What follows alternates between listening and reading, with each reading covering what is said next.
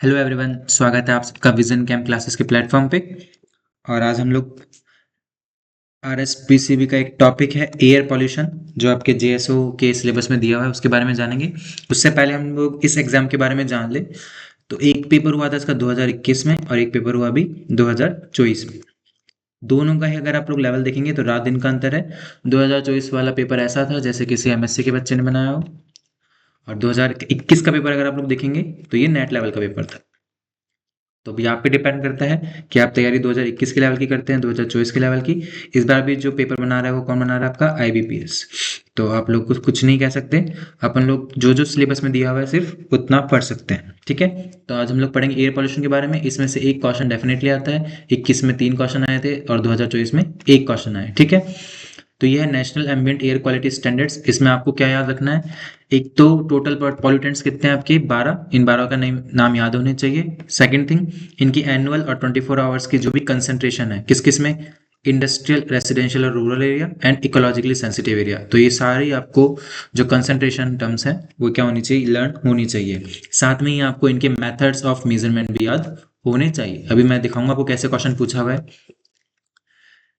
देखिए पहला क्वेश्चन क्या है, ये 2021 में आया हुआ है। What are the annual national ambient air quality standards in India for elemental pollutants of lead, arsenic and nickel. इसने लेड, आर्सेनिक और निकल के लिए पूछा है। इसने मेंशन नहीं किया है कि ये रेसिडेंशियल एरिया के लिए पूछ रहा है या फिर इकोलॉजिकली सेंसिटिव एरिया के लिए। तो देखिए सबसे पहले इसने पूछा लेड, फिर आर्सेनिक एंड निकल। तो लेड का सेम है 0.5 इसने ये मेंशन किया हुआ है। एनुअल क्या मेंशन किया हुआ है? एनुअल। तो एनुअल का देखेंगे, लेड का कितना है 1.0, आर्सेनिक का 0.06 और निकल का 20। तो ऑप्शन क्या है आपका?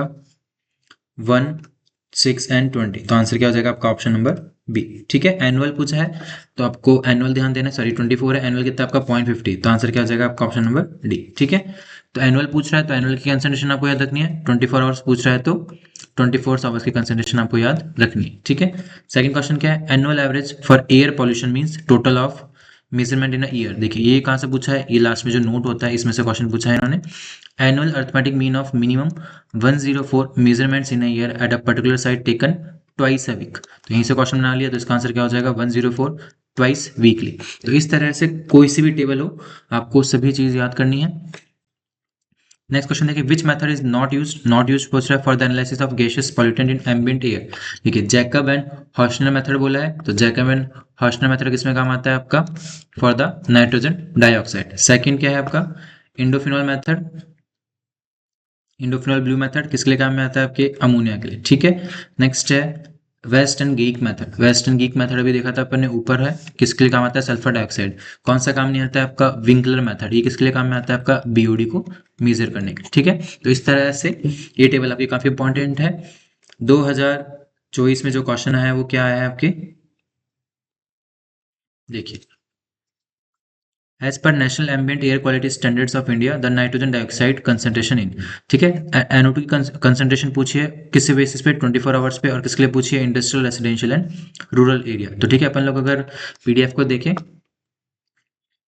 तो देखिए क्या दे रखा है। NO2 के लिए पूछ रहा है, ऊपर से इंडस्ट्रियल एरिया के लिए पूछ रहा है, ऊपर से 24 आवर्स के लिए पूछ रहा है। तो कितनी आनी चाहिए आपकी? 80। तो इसका जो आंसर आ जाएगा वो क्या हो जाएगा आपका? 80, ठीक है। तो इस तरह से ये टेबल काफी इंपॉर्टेंट है। नेक्स्ट देखते हैं, ये आपका इंडिया का है। साथ में ही आपको डब्ल्यूएचओ को भी याद करके चलनी है। वर्ल्ड हेल्थ ऑर्गेनाइजेशन ने जो गाइडलाइंस जारी कर रखी है एयर क्वालिटी के लिए, उसको भी ध्यान रखना है।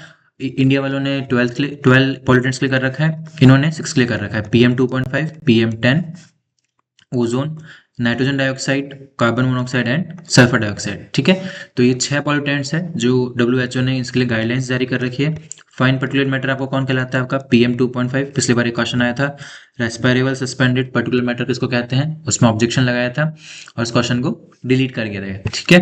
तो देखिए ये न्यू गाइडलाइंस है, ये 2005 की है और ये 2021 की है। तो आपको 2021 वाली याद करनी है, ठीक है। इसी के ऊपर क्वेश्चन आया था, WHO guidelines value for ambient air concentration of PM2.5, PM10 in daily average scale. Daily का मतलब होगा 24 आवर बेसिस, ठीक है। तो आप यहाँ से देखेंगे 24 आवर बेसिस, 24 आवर बेसिस किसके लिए, 2.5 एंड 10 के लिए।